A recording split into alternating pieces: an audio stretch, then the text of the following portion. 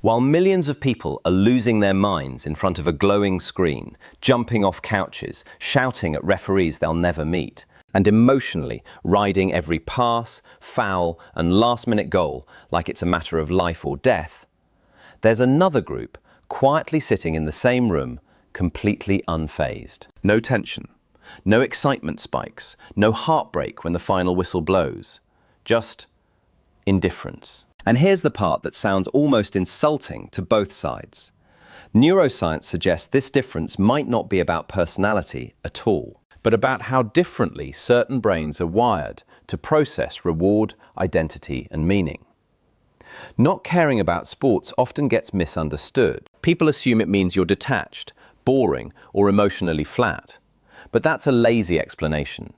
In reality, it may reflect a completely different way your brain assigns importance to social bonding, competition, and external group identity. Because for a huge portion of the population, sports aren't just games, they're emotional ecosystems, entire psychological worlds built around belonging, rivalry, and shared identity. To understand why, you have to go back to something deeply human: survival. For most of human history, belonging to a group wasn't optional, it was everything. Your tribe meant protection, food, safety, and continuation of your genes. Being excluded wasn't just emotionally painful, it was dangerous. So the brain evolved to treat group belonging as a high-priority reward. Fast forward to today, and that ancient wiring hasn't disappeared, it's just been redirected. Modern sports teams effectively mimic tribal structures. Colours replace war paint, stadiums replace hunting grounds, and fans replace warriors, emotionally fighting battles on behalf of people they'll never actually meet. When someone watches their team compete, something subtle but powerful happens in the brain. Neurochemicals linked to bonding and reward, like oxytocin and dopamine, light up in response to the unfolding drama. A near goal, a comeback, a controversial decision.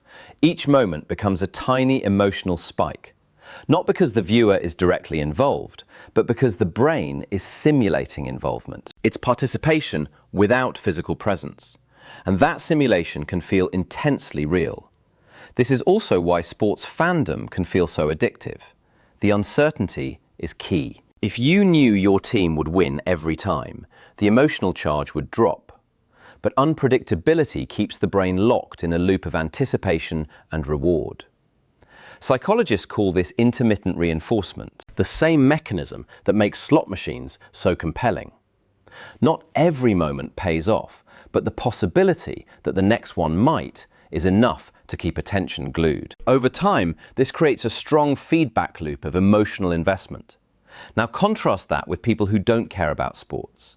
Their brains aren't necessarily missing anything, they're just not as easily triggered by vicarious competition.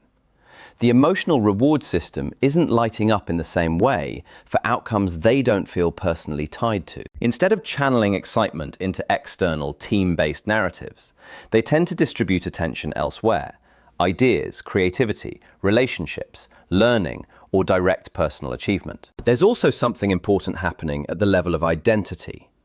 Many sports fans experience what psychologists describe as a merging of self and group. When their team wins, it feels like we won. When it loses, it feels like we lost.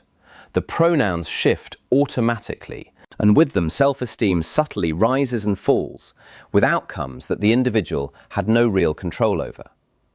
It's not irrational, it's just deeply social cognition at work. People who don't engage with sports in that way tend to have a more self-contained sense of identity. Their emotional highs and lows are less dependent on external group performance. That doesn't make them more stable overall, but it does mean their sense of success and failure is usually tied to more direct sources, things they personally build, create, or influence.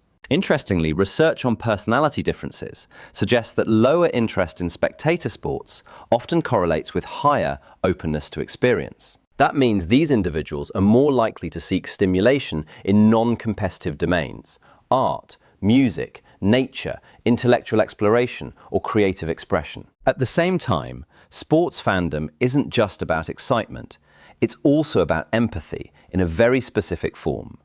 Fans learn to care deeply about people they don't know simply because those people represent their group. That ability to extend emotion outward is a form of practiced empathy, even if it's selectively applied. It's why stadiums can feel like collective emotional organisms. Non-sports viewers often express that same emotional capacity differently. Instead of investing in teams or athletes, they may channel empathy into personal relationships, social causes, storytelling, or creative work. The emotional budget isn't absent, it's allocated differently. Human attention and care are limited resources, and everyone learns, consciously or not, where to spend them. There's also a more subtle angle: meaning-making. Sports fans often experience meaning through narrative tension, underdogs, rivalries, dynasties, redemption arcs. A game isn't just a game. It's a story unfolding in real time with unpredictable stakes. For non-fans, that same randomness can feel meaningless or even frustrating. Why emotionally invest in something you can't influence and that doesn't affect your real life? But that difference reveals something deeper about human psychology. Some people find meaning in shared narratives, even if they're symbolic. Others find meaning only in direct participation, where their effort has tangible impact. One is not more valid than the other. There's also the concept of parasocial engagement at play. Sports fans form one-sided emotional relationships with teams and players. They celebrate their victories and mourn their losses. Non-fans often prefer more reciprocal forms of emotional investment, relationships, projects, or goals, where their actions directly matter to the outcome. And here's where it gets really interesting. Neither approach guarantees happiness or fulfillment. Both are simply frameworks for channeling attention and emotion. Some people feel most alive inside collective, shared tension. Others feel more grounded, focusing on their own immediate reality and creations. In fact, many people who don't care about sports report something quietly consistent. They feel more present in their own lives. Instead of spending hours each week emotionally orbiting someone else's success, they stay anchored in their own experiences, decisions, and progress. Whether that's an advantage or just a difference depends entirely on perspective. So in the end, the gap between sports lovers and non-sports watchers isn't really about passion versus apathy. It's about where the brain chooses to place meaning, reward, and identity. Neither side is missing a piece of humanity. They're just tuned to different channels of it.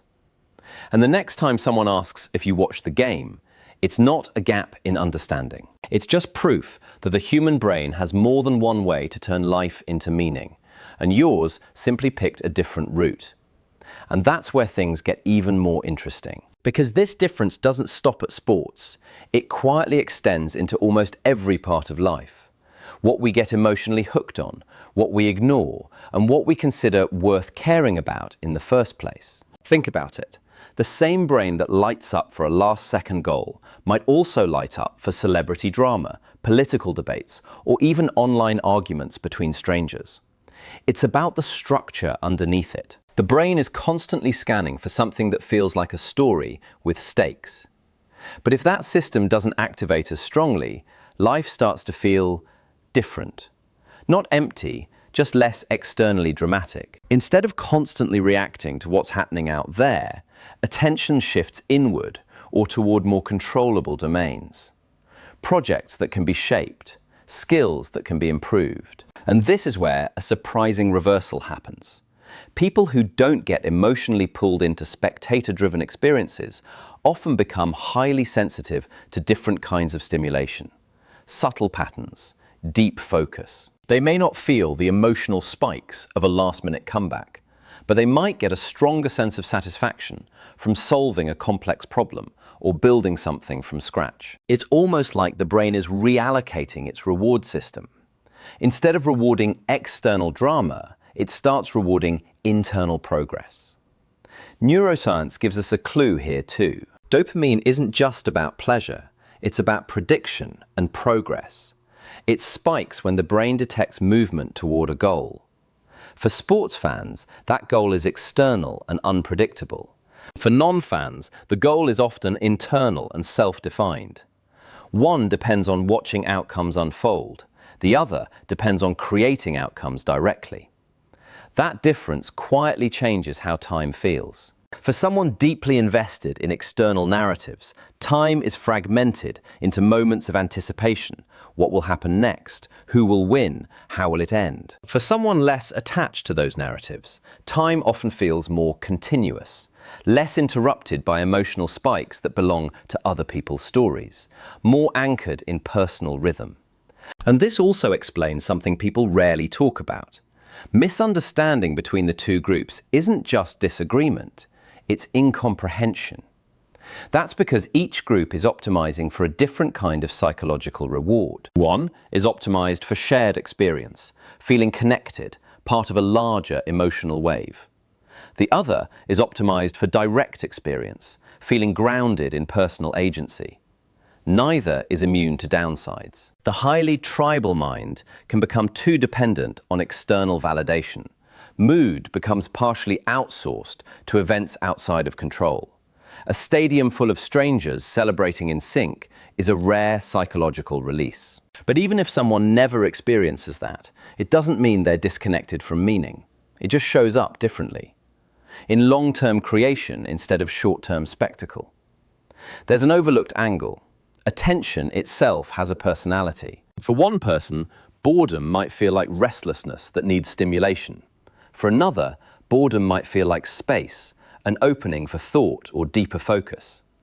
Not just what you like, but how you interpret reality itself. So when you zoom out far enough, the question becomes, how does your brain decide what deserves emotional energy? Because once you understand that, you realize your attention was never random.